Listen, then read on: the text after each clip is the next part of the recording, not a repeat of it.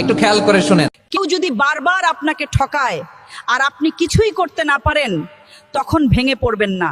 আকাশের দিকে তাকিয়ে বলুন, হে আল্লাহ, আমি দুর্বল, আপনি সব দেখছেন, আমি আমার কষ্ট আপনার কাছে সঁপে দিলাম, আপনি ন্যায় বিচার করুন।